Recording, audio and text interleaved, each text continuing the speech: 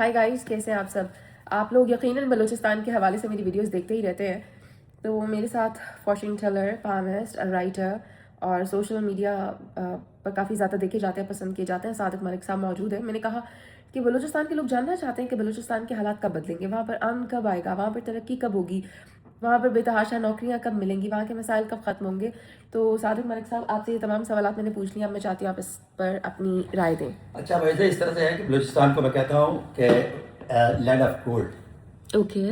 بلوچستان میں دنیا کی اتنی خوبصورت معدنیات پڑی ہیں، اور ایک بات یاد رکھیے کہ بلوچستان میں عنقریب انشاءاللہ بفضل تعالیٰ my opinion field marshal Syed Asim اور وہاں کے جو کوتوال ہے جناب میر سرفراز بگٹی صاحب بہتر امن قائم کرنے میں کامیاب ہو جائے گے. فیلڈ مارشل جناب سید عاصم علی صاحب کے حوالے سے میں بتاتا چلوں کہ انہیں دنیا میں چند ایک لوگ ہیں جن میں سے ایک جناب فیلڈ مارشل ہیں جن کے بارے میں کہا جا سکتا ہے کہ وہ باقاعدگی سے جنگ، امن اور وہ لوگ جو بنیادی طور پر بد امنی پیدا کرتے ہیں ان کو کس طرح سے کنٹرول کیا جا سکتا ہے، ان کا سر پر پیر رکھنا جانتے ہیں. واللہ اعلم بالصواب. اچھا، اتنا بتایا تو میرے پاس ایک سوال ہے ناظرین. میں پوچھنا چاہتی ہوں کہ ملک صاحب، آج کل لوگ کہہ رہے ہیں کہ فضائی جنگ لڑی ہے، ایریل وارفیئر. اگلی جنگ کون سی ہوگی؟ ایریل ہوگی، سمندر میں ہوگی، یا زمین پر ہوگی، بری بحری یا فضائی؟ اب جو ہو سکتی ہے ممکنہ طور پر، تو وہ کس طرح کی ہوگی؟ ویسے مستقبل میں لڑی جانے والے جو جنگیں ہیں نا، یہ دو طرح کی ہوگی. ایک تو گروہ کی شکل میں ہوں گے.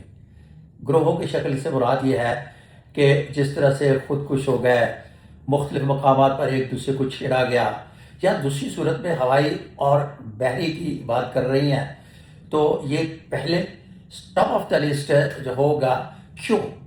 اس کی ایک پیچھے میں ناظرین آپ کو بتاتا چلوں کہ ہر جنگ کے جیتنے کے پیچھے ایک بہت بڑی وجہ ہوتی ہے، اور اب ہے کہ سسٹم کو سیز کرنے کا جس کے پاس سب سے اچھا انتظام ہے وہ جنگ جیتنے کا سب سے بڑا ماہر ہے.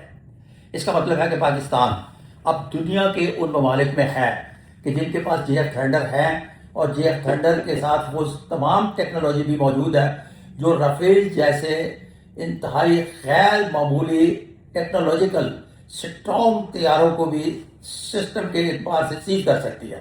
تو مستقبل کی جنگیں جو ہیں وہ بنیادی طور پر بحری، اور پھر اس کے بعد ٹاپ آف دا لسٹ ہوائی، اور پھر اس کے بعد زمینی جنگیں جو ہیں وہ ختم ہو گئی ہیں، وہ تقریباً ختم ہو گئی ہیں. اب زمینی جنگیں جو ہیں یہ ایک مورل سپورٹ کے لیے چلتی رہے گی ساتھ ساتھ. ٹھیک ہے، یعنی وہ تھوڑی سی تشنگی باقی رہنی چاہیے والی. لیکن ملک صاحب، ایک اور سوال. بڑے زیادہ لوگ پاکستان تحریک انصاف کے فالوورز ہیں. عمران خان باہر آ رہے ہیں 2026 میں کہ نہیں آ رہے؟ اچھا جی، عمران خان کے بارے میں ایک بات طے شدہ ہے کہ ابھی راوی لکھتا ہے کہ چین نہیں ہے. اتنی سی بات سے ان کو چین نہیں آ رہا؟ آپ کو تفصیل سے تھوڑا بتانا تفصیل پڑے گا. سے یہ بتانے جا رہا ہوں کہ ان کا مقدر ابھی ساتھ نہیں دے رہا. پورا 2026؟ باقی بات میں ابھی 2026 کی ہی بات کر رہے ہیں. آپ نے 2026 کا پوچھا ہے نا؟ 26 کا پوچھا تو 2026 کی ہی بات کر رہا ہوں نا. ٹھیک ہے، اگر آپ کو ایسا لگتا ہے تو یہ ایک آخری سوال ناظرین مجھے پتا ہے آپ سے پوچھنا چاہتے ہیں کہ وزیر اعظم شہباز شریف ہی رہیں گے یا وزیر اعظم میں بھی کوئی ٹوسٹ آنے والا ہے؟ اچھا، اس طرح سے ایک میاں صاحب کے ہاتھ پر 4 غیر معمولی خط پائے جاتے ہیں: sign of Jupiter, sign of Saturn, sign of Apollo اور سائن آف مرکری. یہ 4 خط جس ہاتھ پر موجود ہو تو ایسے شخص بنیادی طور پر ایک سے زیادہ بار یک بعد دیگرے اقتدار میں آتا ہے کہ مشکل میں رہتا ہے.